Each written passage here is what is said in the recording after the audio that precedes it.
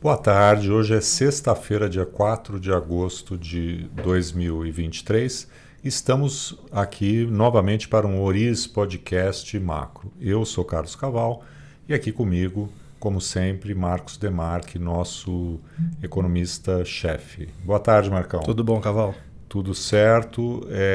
Tínhamos, evidentemente, ficado de voltar essa semana com o comentário da reunião do Copom, né, com bastante novidade, bastante assunto para comentar, mas a gente quis esperar hoje a divulgação dos dados do mercado de trabalho nos Estados Unidos, né, numa semana que foi muito movimentada do ponto de vista dos mercados lá fora, né, e isso depois de, na semana passada, termos comentado e feito aqui, inclusive, um bate-papo com o Felipe, lá em Miami, com relação ao aumento do apetite de risco, enfim, e essa semana, né, foi um pouco diferente. Então, vamos primeiro começar aqui comentando, né, o que foi essa semana no mercado, os dados de hoje do payroll, e depois fechamos aí com o comentário do Copom. Marcos, resume para nós aqui como é que foi a semana e os principais eventos. Sim, então vamos começar de trás para frente, né? Começando pelo que aconteceu hoje, como você bem disse, né? Saíram os dados do mercado de trabalho nos Estados Unidos referente ao mês de julho. Foram dados assim mistos novamente, né? É difícil você não ter uma divulgação de dados do mercado de trabalho americano que não sejam mistos. São muitas informações no único mês. Questão de salário, desemprego, criação de emprego, horas trabalhadas, tem a taxa de participação, sempre uma gama muito grande de dados, e como não poderia deixar de ser, né, foi também uma divulgação com dados pouco para lá, dados pouco para cá, né, tem hora que o mercado se apega mais nos indicadores, deixa outros de lado, e hoje o dado do emprego por si só foi mais fraco, 187 mil vagas criadas no mês de julho. O mercado tinha alguma coisa perto de 200 mil. Né? Houve revisão negativa para os meses anteriores, né? Foi uma revisão de 49 mil empregos, né, para trás, né, a menos nos meses anteriores. Então, só por esse lado o dado foi um pouco mais fraco. E com isso, a média móvel dos últimos 3 meses, ela... 200 e pouco, acho que está 215, 220, não me lembro, mas é por aí, alguma coisa perto disso. Que ainda é um número razoavelmente forte. É um número que, se você perenizar ele ao longo do tempo, ele continua puxando a taxa de desemprego para baixo. Né? Nas minhas contas ali, se você tiver alguma coisa ao redor de 100 mil empregos por mês sendo gerados, você mantém a taxa de desemprego estável. Qualquer coisa acima de 100 mil, né, na perpetuidade, a taxa de desemprego começa a cair. Isso, aliás, como caiu hoje. Exatamente. Então, a taxa de desemprego foi o dado que saiu um pouquinho mais forte. Era esperado 3,6, né, caiu para 3,5. Né, então, 3,6 era o que a gente já tinha no mês anterior. Mas o fato é que a taxa de desemprego já faz um ano, né, desde julho do ano passado, que ela está circundando esse patamar. 3,5, 3,4, sobe para 3,7, volta para 3,6. Está estacionado nesse patamar, não muda. Né? E o que veio mais forte esse mês também, né, que tem sido grande destaque, né, os dados salariais. O esperado era uma alta em 12 meses de 4,2%, ficou em 4,4%. Né, então houve uma aceleração maior do que o esperado. E para minha surpresa, né, achei que o mercado iria focar muito nessa história do salário, porque normalmente os dados de inflação, né, seja de preços ou de salário, tem incomodado mais o mercado quando acaba surpreendendo para cima. Não foi o caso hoje, acho que o mercado acabou retomando uma trajetória um pouco mais positiva. Isso depois de alguns dias, né, como você citou aí, bastante diferentes. Né, se a gente pegar de terça-feira para cá, até trouxe alguns números, né?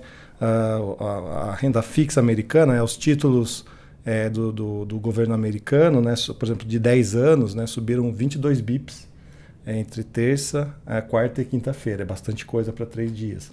As taxas de juros, né, de 30 anos, né, as taxas mais longas do Tesouro americano, subiram mais de 25 bips.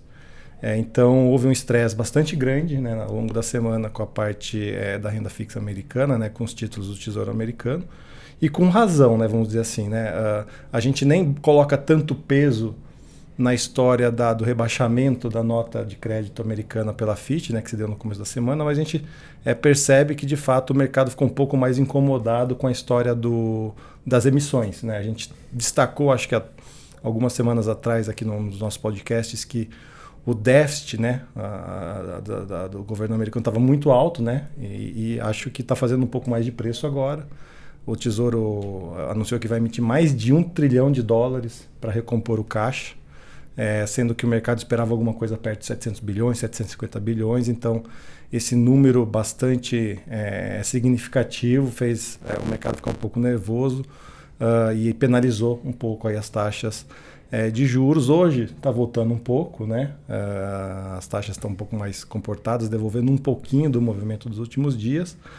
Mas o que a gente também teve como consequência, né, dessa mexida forte nos juros lá fora a mudança aí na taxa de câmbio, não só no Brasil, mas no resto do mundo. Né? A gente teve a moeda brasileira aí chegando perto de 4,90, né, depois de ter, inclusive, rompido ali a barreira do 4,70 para baixo. Né?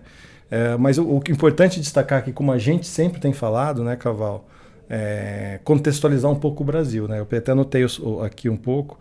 Terça, quarta e quinta-feira, a moeda brasileira chegou a desvalorizar 4%, ou seja, o dólar subiu por cerca de 4%. Mas quando a gente olha para México, Chile e Colômbia, foram movimentos muito similares. México, a moeda desvalorizou 3,5%, terça, quarta e quinta. Inclusive, acho que 2 pontos aí que é importante deixar claro, né, na nossa opinião. Em primeiro, como o Marcos disse, né, o que se observou no mercado de juros essa semana nos Estados Unidos, essas altas mais expressivas, na nossa opinião, não tem nada, não guarda nenhuma relação com o downgrade da Fitch.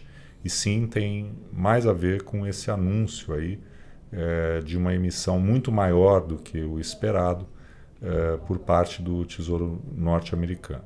E, em segundo lugar, né, nós vamos depois comentar o Copom, nós não acreditamos que o enfraquecimento do real que houve, sobretudo ontem, né, no dia seguinte ao Copom, se deva a essa decisão que tivemos na quarta-feira. Ela tem que ser discutida, né? Com certeza tem aspectos ali importantes a serem discutidos e vamos abordá-los, mas isso não é uma consequência direta, né, da decisão do Copom, e sim refletiu muito mais o que acontecia lá fora. Exatamente, até mesmo porque, né, em certos momentos você ouve que a queda dos juros aqui no Brasil, né, vai aumentar ou diminuir o diferencial de juro real, Brasil e Estados Unidos, favorecendo uma saída de dinheiro do Brasil na direção dos Estados Unidos, porque a diferença de juros não vale a pena ficar no Brasil. E quando você faz esse exercício estatístico, né, olhando o dado dia a dia, mês a mês, você não encontra uma grande correlação. Né? Então, para a gente, porque a gente observa que muitas vezes esse tipo de comentário é colocado, mas os dados não referendam essa tese. Né? Então, acho que é importante colocar aqui. Mas acho que, migrando um pouco aqui para o cenário de Brasil, né, Caval? Como você disse, a gente ficou de trazer um pouco do nosso sentimento com relação à decisão do Copom. Foi uma surpresa, né? Não exatamente a decisão em si, porque era possível ser os 50 pontos base de corte, né? Mas o que circundou a decisão chamou um pouco a atenção, né, Caval? Sim, nós já tínhamos deixado várias vezes clara aqui a nossa previsão de que o Copom reduziria em 0,25, né? Isso não ocorreu. Foi como todo mundo sabe, uma queda de 0,5 ponto percentual. Foi um dos comitês de política monetária com previsões mais divididas, né? Se pegássemos a pesquisa feita de pré-Copom da XP, você tinha ali mais ou menos, né, um 60-40 a favor dos 50, da queda de 25, né? E com uma prevalência, né, mais ampla entre os economistas, analistas para a queda de 25, já, né, os traders, enfim, com uma previsão mais dividida ali entre 50 e 25. Então, tinha ali uma maioria a favor do 25, né, mais uma minoria, né, sólida, né, no 50, o que acabou acontecendo. Mas o mais inusitado de tudo, que certamente surpreendeu a todos, e mesmo aqueles que tinham, né, a previsão dos 50, foi o placar de 5-4. Né? E como a XP ela fez essa pergunta, né, caso você acreditasse, né, no 25, no 50 ou qualquer outro percentual, você tinha depois que dizer se era unânime, se era 8-1 e assim por diante, inclusive chegando no placar de 5-4. E aí eu fui ver agora há pouco, né, quem tinha a previsão de um corte de 50 pontos com o placar de 5-4. Né? E se você for olhar lá, é 1%, né, das 121 pessoas, né, ou 1%, melhor dizendo, das pessoas que previam o corte de 50, que fazendo lá a matemática, você vai descobrir que uma pessoa, né, das 120 das 121 pessoas consultadas, parabéns, né, acabou acertando, né, a ideia de que haveria um corte de 50 com um placar de 5-4. Né? Isso é o que foi o inusitado da decisão, não, como eu disse, né, a decisão em si, que cabia, né, do ponto de vista técnico, muita gente já defendeu, nós achávamos, né, que deveria haver mais cautela no início do ciclo, mas isso não veio mais ao caso, não foi o que foi decidido. Né? E na nossa interpretação, isso evidentemente, né, geraria ruídos, né, e especulações com relação a possível interferência política, enfim, pressões sobre o Copom. Não é a nossa visão. Acho que ali tentou-se, né, buscar um consenso nos termos do comunicado, um consenso para as próximas reuniões. Quer dizer, essa sinalização, né, de que há uma posição unânime do comitê para que as próximas decisões sejam de um corte da mesma magnitude, né, acho que foi importante para tentar, de certa forma, minimizar, embora não sendo possível completamente, esse placar aí inusitado em termos das decisões do Copom, que implicou que o presidente do BC, Roberto Campos Neto, ele deu o voto de Minerva, né, a favor do corte de 50 e deixando no grupo minoritário os diretores mais ligados a ele, né, inclusive Diogo Guilhem, enfim, que é o diretor de política econômica, que é o formulador, né, do Copom, que cuida, né, de toda a parte de modelagem e tudo mais. Né? Então, essa decisão ela vai ser melhor compreendida, evidentemente, quando tivermos a ata na semana que vem e o Banco Central sair do período de silêncio, mas também foi acompanhada de um outro elemento inusitado, que foi, logo após a reunião, uma entrevista coletiva do ministro Fernando Haddad, parabenizando o comitê pela decisão e julgando, né, adequada e técnica, né, como que tentando ali criar, né, um ambiente, né, amigável, enfim, como se, né, tivéssemos entrado num período de pacificação entre o governo e o Copom, né, o que sugere que, eventualmente, né, essa decisão tenha tido por trás esse elemento, né, de buscar, né, uma solução que, além de, né, garantir algum consenso para os próximos Copons, né, criasse aí um melhor entendimento aí, com o governo, com o Congresso, enfim. Né? Essa artilharia pesada, né, que a gente viu desde o começo do ano por parte do governo, talvez saia um pouco de foco agora. Né? O governo mirou muito as armas em cima do Banco Central, né? O Lula, principalmente, o presidente, acho que tem uma chance de sair um pouco do foco nessa pressão, né, Caval? Então, essa agora, acho que esse é o principal ponto, Marcos, porque se a premissa por trás dessa decisão, né, é que a partir de agora, né, nós teremos uma unanimidade do comitê, né, para evitar que haja novos dissensos e tente-se buscar uma trajetória de queda ainda mais rápida, né, que a nosso ver não se justifica nesse momento, porque nós temos ainda expectativas desancoradas, porque nós temos também a inflação de serviços ainda elevada, né?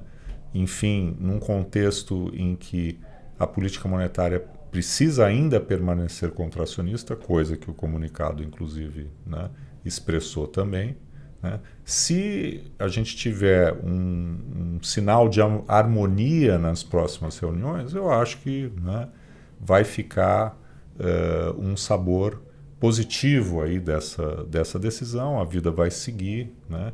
Claro que nenhuma decisão é imutável a priori, né?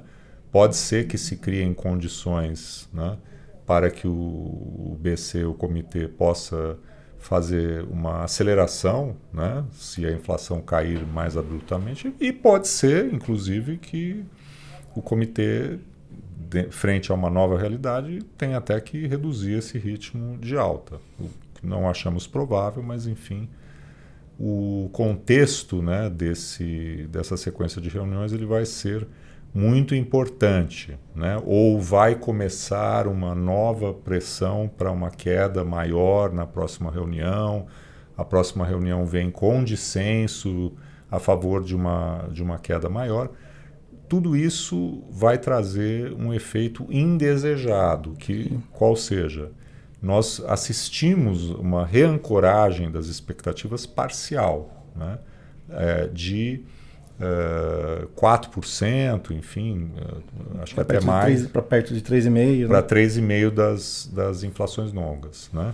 Não fomos até o 3% ainda. Então ainda há um processo de reancoragem, né, a ser feito, né? Esse processo de reancoragem, acho que agora, no curto prazo, vai restar uma dúvida, né? Até que se dirima, né, claramente a natureza da decisão, o que o comitê discutiu, enfim. Então isso vai ser muito importante a partir da semana que vem. Se entrarmos novamente, né, no tipo de atrito, né, ruído que vínhamos tendo até aqui, provavelmente o processo de reancoragem vai se perder e é possível até que a gente entre, né, novamente num processo de desancoragem, né, por conta da percepção de que a mudança do BC, especialmente com a entrada de mais 2 diretores no fim do ano e ao longo do ano que vem, é realmente na direção de uma tolerância maior de uma inflação mais alta, o que seria, né, de certa forma estranho depois de o Conselho Monetário Nacional ter reiterado, né, as metas de 24, 25, mantido 26 no 3%, né? Mas enfim, os próximos passos serão muito importantes. Eu anotaria alguns pontos aqui, Caval. O primeiro embora a gente de fato acredite que existam argumentos, ou existiram argumentos para se cortar em 50 pontos base a Selic na quarta-feira, né? Para mim, particularmente, me chamou a atenção o fato de terem retirado a questão fiscal, né, como risco negativo ali do comunicado.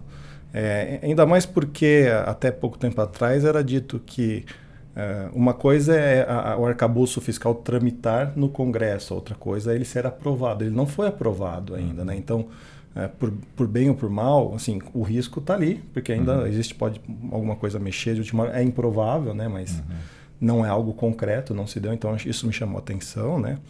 O outro ponto que eu acho que vale a pena destacar é o que você acabou de citar meio que rapidamente aí, né? No final desse ano, 2 membros sairão, né, do colegiado, né, com destaque para Fernanda Guardado, mas também o Maurício Moura também deixa a diretoria, né, e vai abrir espaço, né, para o governo indicar mais 2 pessoas, né, e aí fica um pouco de dúvida, né, se serão indicações técnicas, se serão indicações mais com algum viés político, né.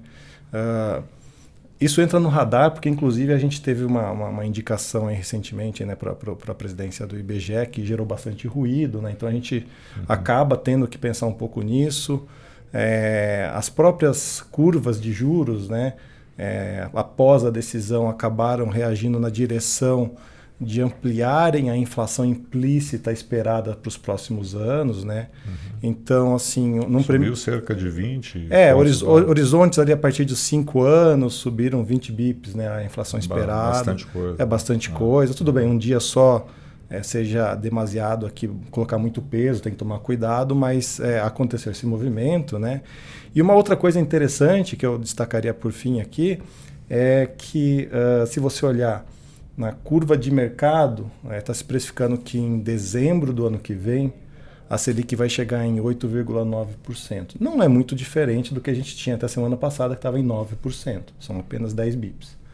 Só que se chegará lá mais rapidamente, segundo os preços de mercado hoje. Então acontece um pouco daquilo que tradicionalmente acontece, né? Começa o ciclo com uma velocidade de cortes e normalmente o Banco Central tende a acelerar e o mercado está apostando um pouco nisso. Tanto é que se você olhar para as próximas 5 reuniões, né, tem 60 bips de cortes precificados. Né? Então, 60 bips está ali na linha divisória entre 50 e 75. Então, o mercado já começa, né, conforme esperado, a trabalhar na linha de que pode ser 75. Se vier um IPCA novamente benigno, IPCA 15 de agosto, né, daqui 20 dias também sai benigno, o mercado com certeza pode migrar para essa cabeça, né? Ainda que o Roberto Campos tenha conseguido ali, vamos dizer assim, conseguir puxar para ele, né, talvez a ideia de que vamos nos comprometer com um ritmo de 50 para ratificar aquela história da parcimônia, mas se vierem os números mais benignos, acho que é bastante provável que o mercado vai cogitar, ou melhor, colocar no preço de maneira bastante significativa, aí um ritmo mais acelerado de cortes. Isso, inclusive, voltando ao ponto inicial, né, dos Estados Unidos, é importante ainda colocar o risco, né, de que possa haver ainda alta, né, da taxa de juros nos Estados Unidos, né, em que pese que a leitura do mercado hoje, do relatório do mercado de trabalho, acabou sendo um pouco mais na direção de que há uma desaceleração, né, do mercado de trabalho, mesmo com salários mais fortes e tal. No fundo, hoje a leitura me pareceu ser de que isso ainda não sugere, né, a necessidade de uma alta adicional. Um próprio diretor regional do Fed fez uma declaração há pouco de que a desaceleração do mercado de trabalho como um todo indica que não há necessidade mais de fazer a alta de juros. Então, acho que nesse momento, né, esse conjunto de informações aí parece que traz um nível de satisfação para o Fed. Chegamos onde a gente queria. Talvez talvez não, provavelmente a linha agora é muito mais até onde a gente segura os juros onde eles estão. Né? Acho que vai ser um pouco dessa calibragem que o Fed tende a fazer daqui para frente. Acho que é nessa linha que a gente pode ver. E os dados de inflação, como você havia dito, eles ganharam, né, mais importância nesse momento. Né? Temos aí a divulgação semana que vem. Semana que vem da inflação referente a julho, né, o mercado, olhando especificamente o núcleo, né, que exclui energia e alimentos, né, do índice, o mercado está com uma leitura de uma variação de 0,2% no mês contra mês, o que manteria o 12 meses em 4,8%. Né? Esse foi o número de junho, então ficaria ali estacionado em 4,8% em julho, se esse for o resultado. Então, isso mostra que, de fato, mesmo que você tenha algumas leituras mais benignas, né, o trabalho está longe de ser terminado. Agora é uma questão mais de por quanto tempo a política monetária terá que permanecer contracionista do que propriamente até onde será elevada a taxa. A taxa parece que já chegou ali onde que deveria chegar. Pelo menos a sensação nesse momento é essa. Então é isso. A gente volta de novo na semana que vem, quando teremos, né, a divulgação da ata do Copom. Aliás, um comentário aqui é que eu acredito que o Brasil está na hora, né, acho que já amadureceu a necessidade de que o Banco Central, a exemplo o que é feito lá fora, o Fed há muito tempo, o ECB e outros, que houvesse uma coletiva de imprensa após a reunião do Copom, em que o presidente Roberto Campos Neto pudesse, né, dirimir dúvidas com relação à decisão. Enfim, acho que isso seria muito rico, especialmente no momento em que a gente entra num contexto novo, né, que é autonomia e diretores de diferente perfil, decisões, né, não mais unânimes, o que deve agora ser mais frequente, né? Então isso acho que seria um aperfeiçoamento positivo, né? E também os dados de inflação lá fora e tudo mais que tem movimentado os mercados. Bom, ficamos por aqui nessa sexta-feira. Agradecemos a todos e todas aí pela audiência aqui em mais um Oriz Podcast Macro e bom fim de semana. Bom final de semana a todos.